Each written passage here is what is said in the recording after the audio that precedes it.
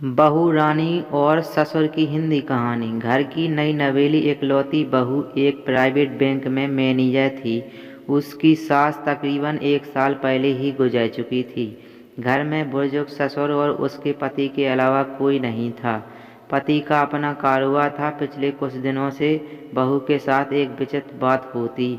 बहू जब जल्दी जल्दी घर का काम निपटा कर ऑफिस के लिए निकलती, ठीक उसी वक्त ससुर उसे आवाज़ देते हुए और कहते, बहू मेरा चश्मा साफ कर मुझे देती जा। लगातार ऑफिस के लिए निकलते समय बहू के साथ यही होता।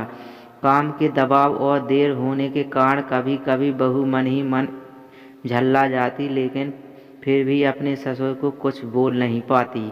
जब बहू अपने ससुर के इस आदत से पूरी तरह परेशान हो गई तो उसने पूरी बात अपने पति को बताई। पति को भी अपने पिता के इस व्यवहार पर ताज्जुब हुआ, लेकिन उसने अपने पिता से कुछ नहीं कहा। पति ने अपनी पत्नी को सलाह दी कि तुम सुबह उठते ही पिताजी का चश्मा साफ करके उनके कमरे में रख दिया करो, फिर ये झमेला समाप्त हो जाएगा। अगले दिन बहू ने ऐसा ही किया और अपने ससुर के चश्मे को सुबह अच्छी तरह साफ करके उनके कमरे में रखाई। और लेकिन फिर भी उस दिन वही घटना पुनः हुई और ऑफिस के लिए निकलने से ठीक पहले ससुर ने अपनी बहू को बुलाकर उसे चश्मा साफ करने के लिए कहा। बहू गुस्से में लाल हो गई, लेकिन उसके पास कोई चारा नहीं था। बहू के लाख उपाय के बावजूद ससुर ने उसे सुबह ऑफिस जाते समय आवाज़ देना नहीं छोड़ा। धीरे धीरे समय बीतता गया और ऐसे ही कुछ बरस निकलते गए। अब बहू पहले से कुछ बदल चुकी थी। धीरे धीरे उसने अपने ससुर की बातों को नज़रअंदाज करना शुरू कर दिया। और फिर ऐसा वक्त आया जब बहू अपने ससुर को बिल्कुल अनसुना करने लगी। ससुर के कुछ बोलने पर वह कोई जवाब नहीं देती और बिल्कुल खामोशी से अपने काम में मस्त रहती। गुजरते वक्त के साथ ही एक दिन बेचारे बुजुर्ग ससुर भी गुजर गए। समय का पहिया कहाँ रुकने वाला था, वो घूमता रही। छुट्टी एक दिन आया, अचानक बहू के मन में साफ सफाई का ख्याल आया। वो अपने घर की सफाई में जुट गई।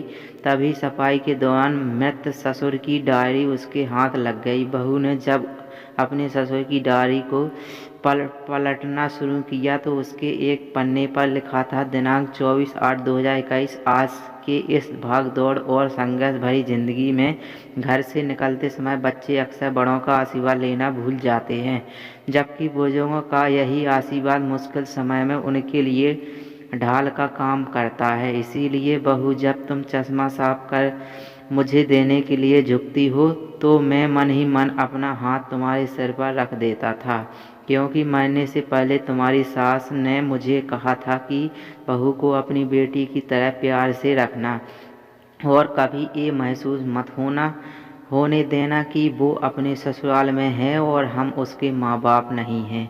उसकी छोटी मोटी गलतियों को उसकी नादानी समझकर माफ़ कर देना। वैसे मेरा आशीष सदा तुम्हारे साथ है। बेटी डायरी पढ़कर बहू फूट फूट कर रोने लगी। आज उसके ससुर को गुजरे ठीक 2 साल ज़्यादा हो गए।